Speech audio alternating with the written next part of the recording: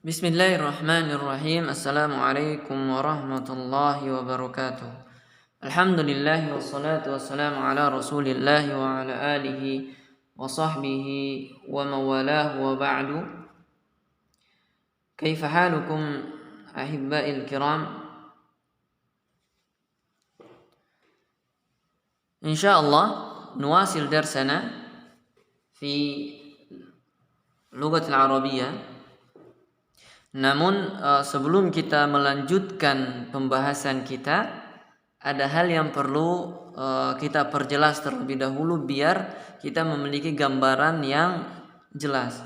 Yang pertama, bahwa ketika di awal pembahasan kita membahas mengenai lughatul arabiyyah, yang dimana lughatul arabiyyah ini dia memiliki dua bidang ilmu, dua bidang ilmu. Yang pertama yakni ilmu nahwi, dan yang kedua yakni ilmu sarf.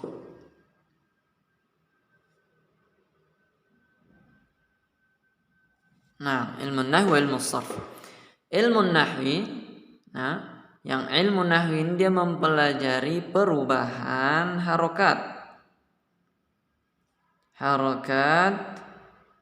pada akhir kata. Taib. Contohnya kata Muhammadun bisa menjadi Muhammadin, bisa juga menjadi Muhammadan, dan lain sebagainya. Namun kalau ilmu sarf ini adalah ilmu yang mempelajari tentang perubahan bentuk kata itu sendiri. Perubahan bentuk kata. Contohnya kalau dari fa'ala bisa menjadi yaf'alu, bisa menjadi fa'alan, dan seterusnya. Taib, ini ilmu sarf. Nah, namun fokus kita di awal yakni mempelajari ilmu nahwi, sehingga yang menjadi fokus kita di awal adalah ilmu nahwi.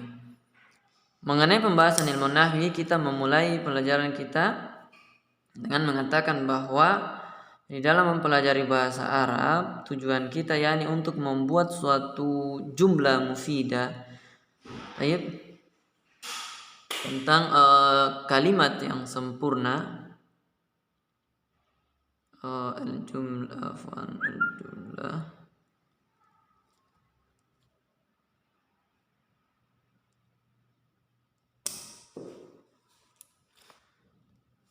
kalimat sempurna atau al-kalam. Artinya jumlah mufidah, yakni suatu kumpulan kata-kata yang membentuk suatu kalimat, yang dimana kalimat ini memiliki arti yang sempurna dan sesuai dengan kaidah bahasa. Nah, mengenai jumlah mufidah ini, yang dimana kita katakan tadi bahwa jumlah mufidah itu merupakan kumpulan dari kata-kata, kumpulan dari al-kalimah. Al-kalimah artinya kata. Kalau al-kalimat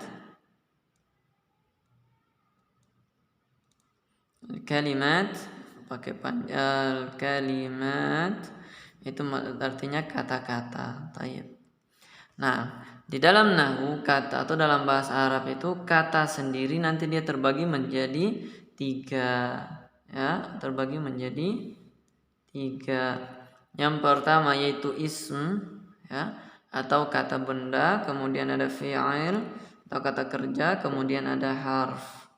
Nah, yang kemarin kita ambil itu adalah isim, atau ism. Kemudian pembahasan pertama mengenai ism yang kemarin kita ambil adalah alamatul ism. Nah, dari alamatul ism ini kemarin kita telah mengambil yang pertama dapat dimasuki alif lam, kemudian bisa berharokat tanwin, kemudian bisa juga didahului harful jar, harful jar, kemudian berharokat kasroh pada akhir kata meskipun tidak didahului oleh harful jar, kemudian didahului harfun nida, ya kata panggil ya dan ayyuha. Taib. Kemudian dari jenis atau ciri-ciri isim ini ternyata ada tambahannya, karena ada beberapa yang tidak termasuk dalam jenis ciri-ciri isim, tapi dia termasuk dalam kategori isim, yaitu yang kemarin kita ambil, yakni isim isyarah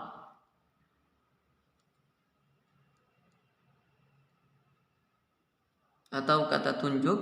Kemudian yang kedua ismul mausul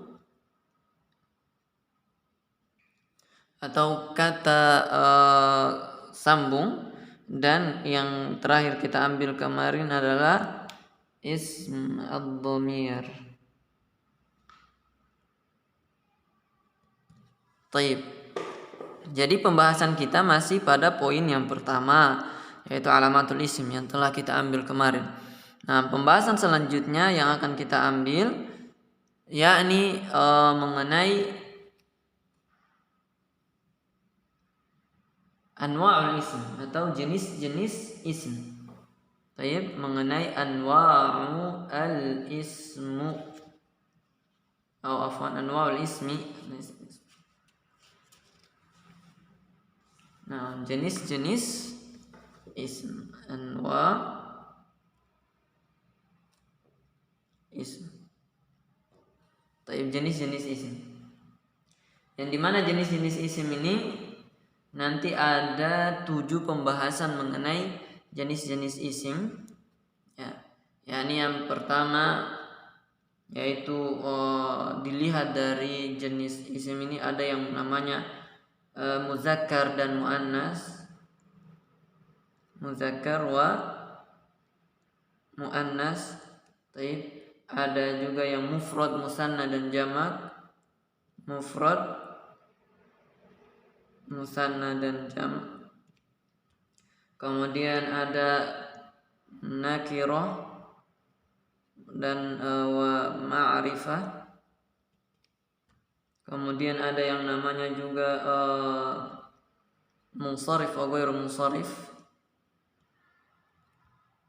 wa ghairu munsharif. Kemudian ada yang namanya ism manqus wa maqsur, al-maqsur wal manqus. Baik. Kemudian ada yang namanya ism jamid, jamid wa mushtaq. Kemudian yang terakhir yakni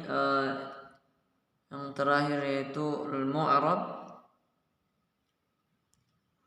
wal mabni.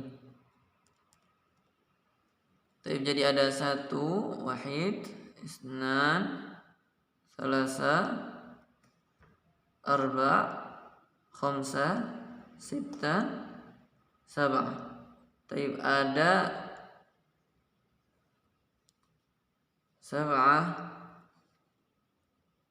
sab'atul mabahis. Jadi ada 7 pembahasan mengenai anwa'ul isim ini yang insyaallah kita akan membahasnya satu persatu.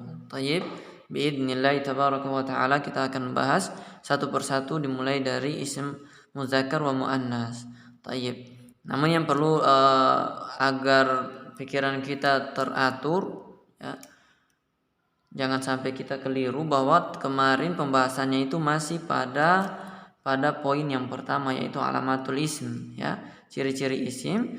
Kemudian ada tambahan yaitu beberapa kata di dalam bahasa Arab yang tidak memiliki ciri-ciri seperti yang kita sebutkan pertama, namun dia masuk dalam kategori isim, yaitu isim isyarah, kata tunjuk, ismul mausul, kata sambung, dan ismul dhamir, kata ganti. Penjelasannya telah kita paparkan kemarin. Jadi ketika ikhwatul kiram menemukan kata-kata yang telah kita paparkan kemarin dari isim isyarah, isim mausul dan isim dhamir, maka yakinlah itu masuk dalam kategori isim. Nah, kita belum masuk ke dalam membuat satu kalimat yang sempurna, namun pembahasan pertama ini kita masih terfokuskan untuk membahas secara makro dulu, sebelum kita masuk ke pembahasan secara detailnya. Jadi pembahasan masih bersifat umum, belum bersifat detail. Namun kalau kita membutuhkan contoh untuk memperjelas itu, maka kita akan gunakan contoh untuk memperjelas apa yang telah kita paparkan atau yang sedang dipaparkan. Wallahu taala alam bissawab. Video ini menjadi murojaah untuk apa yang telah kita ambil kemarin. Jadi mulai diingat-ingat bahwa ketika kita membaca Al-Quran, meskipun kita belum paham artinya, namun ketika kita menemukan adanya alif lam dalam satu kata, kemudian adanya tanwin dalam kata tersebut, kemudian ada harful jar atau bisa juga dia berharokat kasroh, ya, tanpa didahului harful jar, ya. Kemudian ada harfun nida, ya, itu harfun nida. Kemudian ada kalau kita temukan isim isyarah, isim mausul atau isim dhamir, maka dapat kita pastikan bahwa itu merupakan atau masuk dalam kategori isim atau kata benda. Adapun pembahasan mengenai anwa'ul isim, jenis-jenis isim itu apa saja, insyaallah kita akan bahas pada pertemuan-pertemuan selanjutnya biidnillahi tabaraka wa ta'ala. Wallahu ta'ala a'lam bissawab. Subhanakallahumma wa bihamdika asyhadu an la ilaha illa anta astaghfiruka wa atubu ilaik. Wassalamualaikum warahmatullahi wabarakatuh.